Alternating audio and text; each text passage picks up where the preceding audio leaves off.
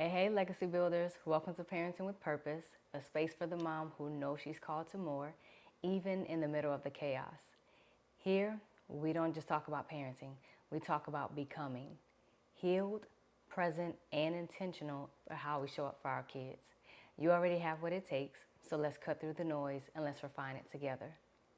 I'm your host, Christian, and in today's video, it's more of me giving you an update and just sharing with you what I'm learning in this journey of my son having autism. All right, so this is just a parent to parent. Now, I've shared my story before that I received a late diagnosis for my son, and it took me a while to pass the denial stage. All I saw was that my son is very intelligent, he's very creative, he has a witty personality, and so it was hard for me to process that information and, like this is adding up to autism and ADHD. Like it didn't add up to me. So there were some concerns. I will say that there were some concerns that I had, such as, following certain instructions that I thought would come easy. So not following certain instructions as easily. He would do his homework for school, but would never turn in the assignments unless the teacher reminded him. Another concern was that he was not following up on his chores or daily tasks without reminders. Although I would create like different charts, the different visual charts for him, and then time management was an issue as well. So once I passed the stage of denial, I started researching so I could learn, what this means for both of us. I think, as a parent, when you first receive a diagnosis for your child, I can't speak for everyone, but a lot of parents who I've, spoken with, and even for myself, you go through this stage of denial and then you start wondering, okay, what does this mean for us? What is, how can I see what life is going to look like, because what I thought life was going to look like, it's not, and you probably don't even have the bandwidth to be able to put pieces together to say, oh, maybe this is what it could look like. It can be scary at first because it's something that you're not used to. Maybe you're not used to, or it's just new. All right, so I went through that stage of denial and wondering what is that going to mean for both of us. Now, I have my son in school and trying to get the resources to assist him, in his education. It has been very challenging, to say the least. It's been frustrating. And initially when I found out that the school had a waiting list, just to get the students evaluated, I decided to take my son to a psychologist and pay out of pocket to get him evaluated. Well, that didn't work because the school said that it had to go through the school district, and now we are in the process of going through the school district, and I feel like we've been tossed around. Now, it's been a journey. Let me just say that. What I'm learning is this, and this is why I'm posting this video, to help you. Just from parent to parent, what I'm learning is this. As much as it hurts, and believe it or not, more people go through the denial stage than you can ever imagine. It's normal. We're human.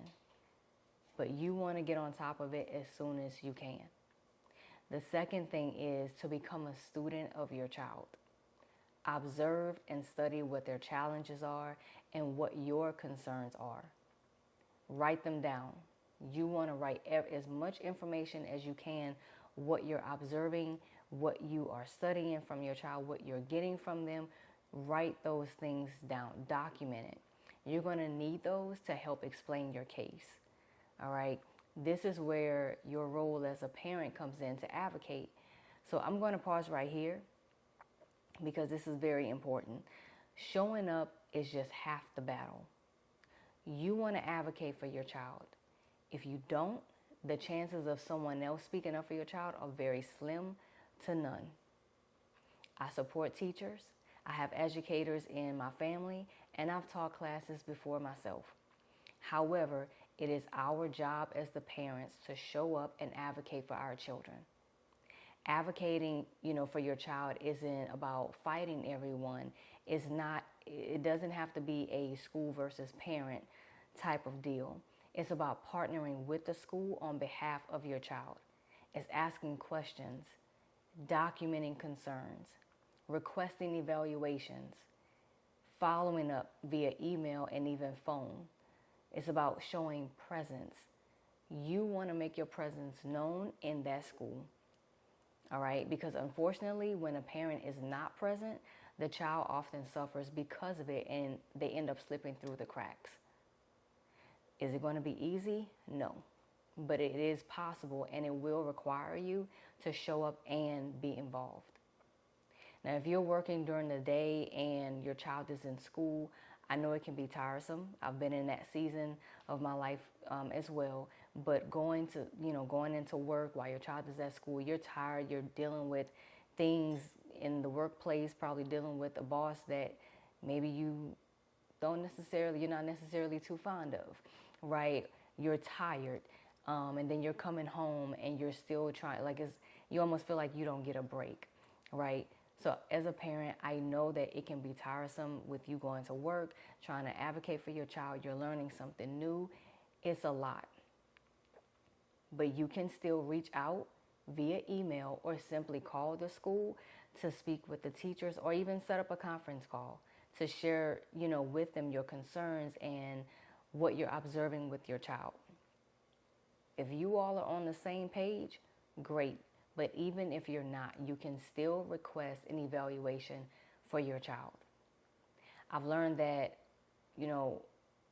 as long as the teachers see that you are involved and you show interest in your child's education, they will work with you. Okay? But you have to show that you're involved. I've worked in schools before, and I've seen where parents are not as involved. They think that it's okay to just bring their kids to school and pick them up and things are going to be fine.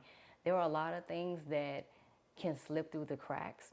There are a lot of things that a teacher may not even bring up to your attention because they see that a parent is not being present. And I'm just being honest with you. So it is our job as parents to show a presence, to show that, yes, this child is covered, and help me help you help my child. That's exactly what I will go into, different meetings, into different conferences with the teachers and the principals and different teams that were required to be there. Help me help you to help my son. All right. When they see that you're ready to partner with them, it takes on a whole different toll. All right. Again, it's still not going to be easy, but at least they see that you're partnering with them. So this is the goal.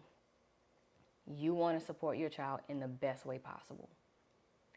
You want to get the resources necessary to help your child succeed in school. So with that, you want to get your child an evaluation that will give you the diagnosis, which will give you the answers to the concerns you've been having regarding your child. And this is the last thing that I'll say, because this is a journey, and it is a journey. It can be overwhelming for any parent. You are not alone. And the diagnosis is just that. It's a diagnosis. It does not label your child.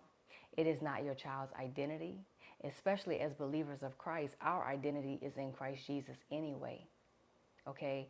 So the diagnosis is an invitation to enter into your child's world. I'm going to say that again.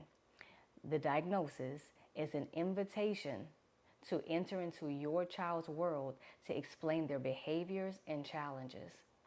It is an indicator as to what resources your child will need in order to succeed in their education and life in general. It's the starting point to guiding you to resources, accommodations, and any support that your child will ever need. Okay? I just want to share that with you. It's an invitation. As God gives us these gifts, He says that children are gifts from the Lord. Children are an inheritance from the Lord. Let's do our part to make sure that they are supported, to make sure that they are backed, right? And that's all I'm going to leave you with today. That's all we have time for today. I just want to come on and share these different nuggets with you in hopes that it helps. So if this video has helped you or encouraged you, please give it a thumbs up. Consider subscribing. And my favorite part is, if you know another mom who can use this information, share this video with her as a reminder to her that she has what it takes to build something different. All right, so I hope to see you in the next video. Enjoy your weekend.